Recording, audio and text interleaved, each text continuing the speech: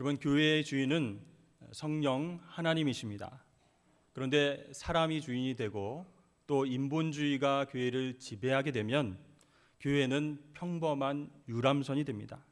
그저 즐기고 교제하고 서로 만족하는 파티 장소가 될 수밖에 없다는 것이죠. 그러나 성령 하나님이 주인 되시는 교회는 유람선이 아니라 항공모함이 됩니다. 교회는 사교와 또 이익을 위한 교제 장소가 아니라 치열한 영적 전쟁을 감당하는 그런 예배의 초소, 훈련의 장소가 되어야 됩니다.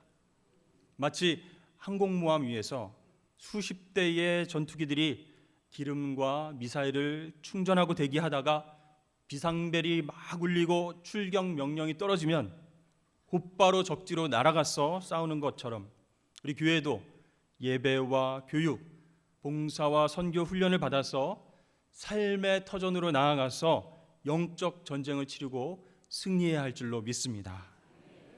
하지만 우리가 목격하는 요즘 교회의 모습들은요, 그런 영적인 능력이 보이지 않는 것 같습니다. 하나님의 말씀의 권위가 땅에 떨어집니다. 사람의 목소리가 커지고 세속적인 정치가 판을 치게 되면 그 안에서 편을 나누고 싸우게 되는 일이 생깁니다. 급기야 또 세상과 별반 차이가 없는 모습을 지켜보던 우리 새가족들과 또 젊은 세대들은 실망하고 교회를 떠나고 있는 안타까운 실정입니다.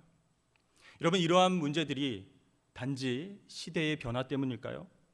이제는 우리가 먹고 살기 편해져서 교회의 어떤 메시지와 또 교회의 문화가 힘을 잃게 되었나요? 그러면 지금 그 교회 안에서 신앙생활하는 우리들은 거기에 대한 책임은 없을까요? 어떻게 보면 우리는 교회의 주인 되시는 성령님을 무시하고 자신의 의를 드러내기 위해서 열심히 자랑하면서 달려왔는지도 모릅니다. 안타깝지만 우리 한국교회와 우리가 함께 고민하고 기도하면서 돌아봐야 할 문제다라고 생각합니다. 그래서 우리는 오늘 본문 말씀을 통해서 교회가 과연 어떠한 곳인가, 성령 하나님은 교회를 통해서 어떤 일들을 행하길 원하시는가, 오늘날 우리 산성교회는, 우리 가정은 어떤 교회, 어떤 신앙으로 나아가야 할 것인가를 말씀을 통해서 살펴보기를 원합니다. 먼저 사도행전 16장 6절에서 7절 말씀을 보면 성령께서 사도 바울에게 아시아에서 말씀을 전하지 못하게 하십니다. 성령이 아시아에서 말씀을 전하지 못하게 하시거늘 그들이 부르기아와 갈라디아 땅으로 다녀가 무시 앞에 이르러 비두니아로 가고자 애쓰되 예수의 영이 허락하지 아니하시는지라. 예수의 영, 즉 성령께서 허락하지 않으시고 그 대신 마게도냐로 건너가서 유럽 지역에 먼저 복음을 전해라 라고 명령을 하셨습니다. 그렇습니다. 이 복음 사역과 선교의 주도권은 바로 성령님이 가지고 계신 줄로 믿습니다. 우리 교회와 우리 가정도 마찬가지입니다. 먼저 우리가 성령보다 앞서서 우리의 뜻과 우리의 장소와 우리의 때를 구하면 안 된다는 것이죠. 그러면 성령님께서 우리의 길을 열어주시지 않을 때 그때 우리가 해야 할 일은 무엇일까요? 인내하고 기도하면서 준비하는 것입니다. 사도 바울은요, 이 성령의 음성에 민감하게 순종하면서 먼저 유럽 지역인 마케도냐로 건너갑니다. 그래서 거기서 빌립보, 데살로니가, 베레아, 아덴, 고린도 등지에서 수많은 사람들을 만나고 복음을 제시하고 하나님의 귀한 사명들을 감당합니다. 그리고 나서 16장, 17장, 18장 지나서 오늘 사도행전 19장에 와서야 비로소 소아시아 지역으로 오게 되죠. 에베소를 시작으로 해서 본격적으로 소아시아 지역에서 복음의 문이 활짝 열리게 되는 것입니다. 그래서 우리는 하나님의 타이밍이 아니라면 기도하면서 기다려야 됨을 알게 됩니다.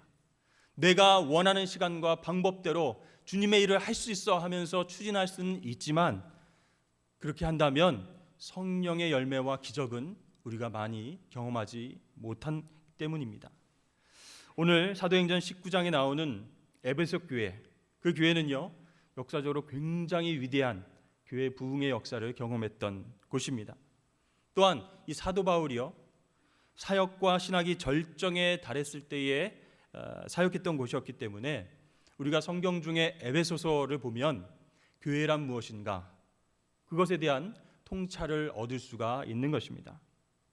사실 에베소 교회는 그렇게 세련된 그런 교회의 모습을 보여주고 있지는 않았습니다.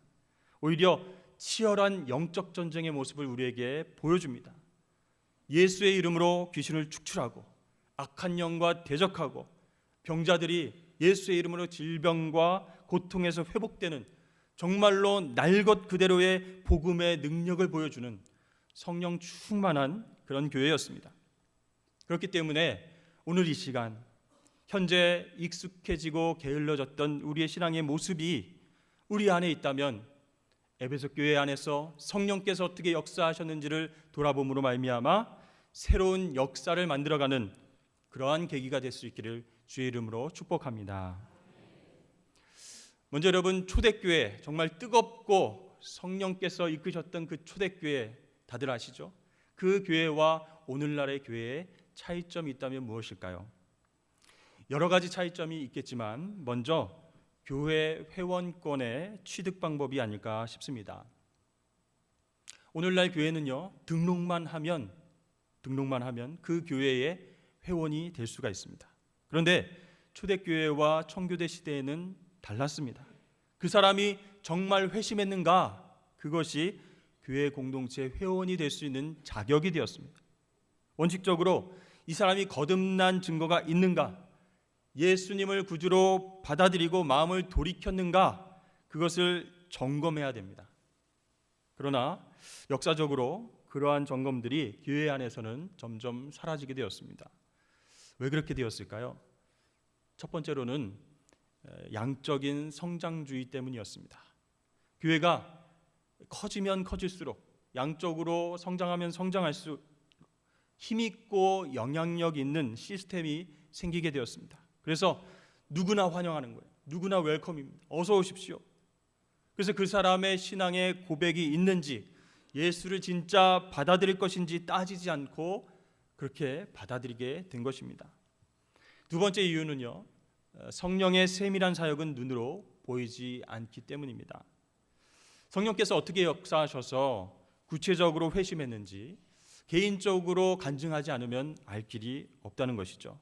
그래서 교회는 점점 회심 여부를 점검하는 절차를 생략하게 됩니다. 그러나 여러분, 이러한 초대교회와 현대교회와의 차이점에도 불구하고 중요한 것이 있습니다. 그것은 고린도전서 12장 3절 하반절에 나와 있는데요, 성령으로 아니하고는 누구든지 예수를 주시라 할 수 없느니라. 그렇습니다. 다른 누가 아닌 성령님을 통해서 예수를 구주로 고백하고 받아들였는지가 제일 중요한 것입니다. 그래서 지금도 우리 가운데 내주하시고 활동하시는 성령님께서 옛날 초대교회 때나 지금이나 동일하게 역사하시는 줄로 믿습니다. 따라서 어떤 시대이든 어떤 시스템이나 건물이든 또 어떤 경제력이든 그것에 좌지우지되는 것이 아니라 성령에 사로잡혀서 예수를 구주로 고백하고 회심한 그 하나님의 백성들을 통해서 교회는 하나님 나라의 사명을 감당하게 되는 줄로 믿습니다. 바울이요, 소아시아 지역 그 중심지인 에베소에 와서 제자들을 만났습니다. 그리고 그 제자들에게 맨 먼저 물어본 내용이 이것이죠. 19장 1절과 2절 말씀을 보면 에베소에서 어떤 제자들을 만나 이르되 너희가 믿을 때에 성령을 받았느냐, 이렇게 물어봤습니다. 근데 에베소 제자들은 성령이 무엇인지 잘 모른다라고 대답했습니다. 한마디로 성령의 존재와 능력을 알지 못했던, 그 닫혀 있었던 마음을 가지고 있었던 것이죠. 과연 이것이 가능한 얘기일까? 사도행전 18장 24절에 보면요, 아볼로라고 하는 사람이 소개가 됩니다. 그 사람은 알렉산드리아에서 태어난 유대인인데 정말 언변이 좋고 성경에 관한 지식이 많은 사람이다라고 소개를 합니다. 우리 사도행전 18장 25절을 다 함께 읽어보도록 하겠습니다. 시작.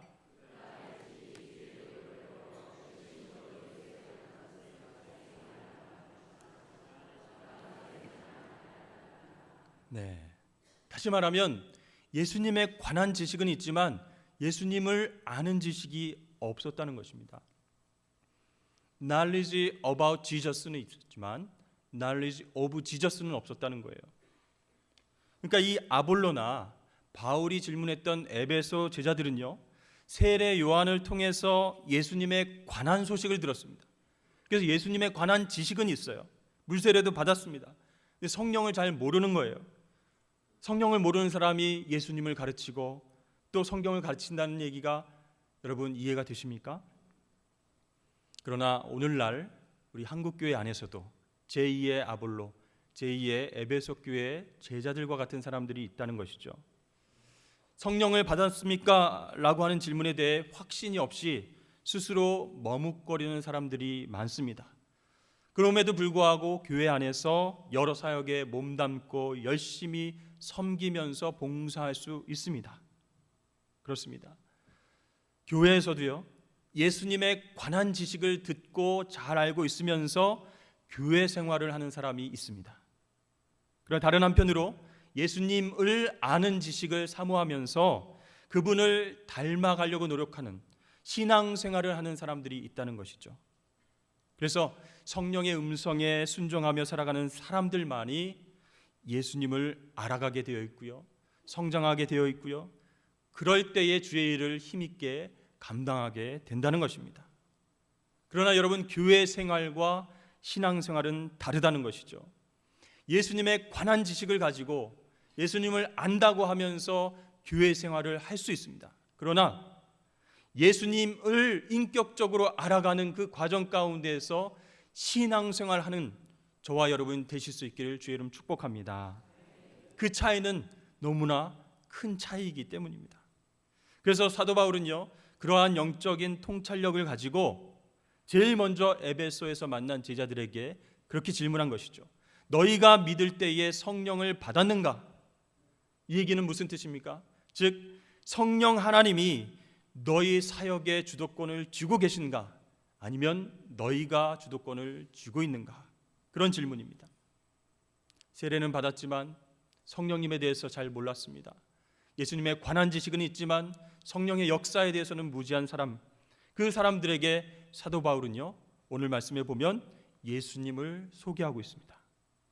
여기에서 중요한 것은요, 지금 그들이 성령에 대해서 잘 모르기 때문에 내가 성령님이 어떤 분인지 알려줄게 하면서 성령에 대한 지식을 강론하는 것이 아니라 예수님에 대해서 소개하고 예수님의 가르침과 예수님에 대해서 말씀을 가르치고 있습니다. 왜 그랬을까요? 바로 예수님에 대해서 얘기를 하면 성령에 대해서 얘기한 것이기 때문입니다. 요한복음 15장 26절에 진리의 성령이 오시면 그가 나를 증거하실 것이다 라고 말씀하시죠. 그렇습니다. 그래서 우리가 사람들에게 복음, 즉 예수 그리스도를 잘 소개만 해도 정말 잘 믿게 도와줄 수만 있다면 그 사람은 풍성한 생명을 가지고 성장할 수 있고요, 성령의 음성에 반응하는 그런 하나님의 백성이 되는 것입니다. 그렇다면 저도 여러분들께 묻겠습니다. 여러분들은 예수를 믿을 때 성령을 받으셨습니까? 아멘. 그렇다면 우리 산성교회 각 사역팀과 교회 학교와 성가대 모든 공동체 속에서 성령님의 주도권 아래에서 일하실 수 있기를 축복합니다. 그것이 교회 사역에 있어서 가장 중요한 것이기 때문입니다. 바울은요, 이 에베소 제자들에게 주 예수의 이름으로 세례를 줍니다. 바울이 그들에게 안수할 때 놀라운 기적과 같은 일이 일어났는데요, 방언도 하고 예언도 하게 됩니다. 우리가 5절과 6절 말씀을 함께 읽어보도록 하겠습니다. 시작. 그들이 듣고 주 예수의 이름으로 세례를 받으니 바울이 그들에게 안수하매 성령이 그들에게 임하심으로 방언도 하고 예언도 하니. 그런 놀라운 체험들을 하게 되었습니다. 여러분, 우리나라에 무당들이 굉장히 많은데요, 두 종류로 나눌 수 있다고 합니다. 습등 무당과 강신 무당이 있다고 합니다. 몇십만 명의 무당 중에서 어깨너머로 이렇게 굿하는 것을 보고 배워서 무당 일을 하는 습득 무당, 이 사람들이 90%나 넘는다고 합니다. 그러나 정말 귀신에 쓰여서 접신해서 무당 일을 하는 강신 무당은 전체 무당의 한 10% 정도밖에 되지 않는다고 합니다. 여러분, 진짜 무당이 막 칼 위에서 춤추는 거 보셨습니까? 진짜 무당은요, 이 새끼 돼지를 줄로 묶어서 입에 물고 날카로운 작두 위에서 춤을 춘다고 합니다. 그리고 정말 신령하게도 사람들의 과거를 잘 맞추기도 합니다. 귀신같이 합니다. 좋은 예는 아닙니다만 귀신을 섬기는 이 무당들도 귀신의 힘을 빌려서 저렇게 기적과 같은 일을 경험하는데, 하물며 우리 그리스도인들 하나님의 영, 성령을 알지 못하고 신앙생활을 흉내내는 습득교인으로 살아서야 되겠습니까? 그런 의미에서 우리 산성교회는 성령 하나님을 알고 또 그분의 강권적인 역사하심에 순종하여서 놀라운 하나님의 기적을 경험하실 수 있는 아름다운 교회 되길 주의 이름으로 축복합니다. 이제 성령 사역으로 시작한 사도 바울은요, 8절 말씀에 보면 3개월 동안 회당에서 하나님 나라를 가르칩니다. 이제 말씀 사역으로 전환이 이루어지게 되는 것이죠. 회당은요, 유대인들이 잘 모이는 장소입니다. 근데 그곳에서 복음을 제시하고 하나님 나라를 가르치는데 반발이 일어났어요. 복음을 비방하고 말도 안 된다, 예수님을 부정하고 그렇게 말씀을 받아들이지 않는 경우가 생겼습니다. 그럼에도 불구하고 바울은 실망하지 않고 그 가운데서 하나님 말씀에 순종하는 사람들을 추려서 두란노 서원에서 2년 동안 말씀을 가르치면서 제자 훈련을 하게 됩니다. 그 결과가 어떻게 되었을까요? 10절 말씀입니다. 2해 동안 이같이 하니 아시아에 사는 자는 유대인이나 헬라인이나 다 주의 말씀을 듣더라. 아멘. 여러분, 이게 어떻게 가능합니까? 우상 숭배가 성행하던 그 에베소 지역에 모든 사람들이 주의 말씀을 듣는 역사가 일어납니다.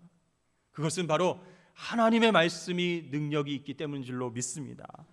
유대인이나 헬라인이나 남자나 여자나 노인이나 아이나 할 것 없이 모두에게 하나님의 말씀이 강력한 은혜로 다가왔기 때문에 자신의 삶을 돌아보고 회개하고 그 말씀에 귀를 기울이는 역사가 나타난 것이죠. 디모데후서 3장 16절 17절에 이렇게 나와 있습니다. 모든 성경은 하나님의 감동으로 된 것으로 교훈과 책망과 바르게 함과 의로 교육하기에 유익하니 이는 하나님의 사람으로 온전하게 하며 온전하게 한다. 그렇습니다.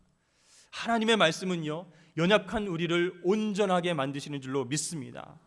신앙이 없던 사람들이 말씀을 들음으로 예수를 구주로 고백하게 됩니다. 믿음이 적은 사람들이, 하나님을 비방하던 사람들이, 또 교회를 욕했던 사람들이 말씀의 능력을 경험하고 그 앞에, 하나님 앞에 무릎을 꿇게 됩니다. 그렇습니다. 오직 하나님의 말씀만이 우리를 온전한 하나님의 자녀로 다듬어 가시는 줄로 믿으시길 바랍니다.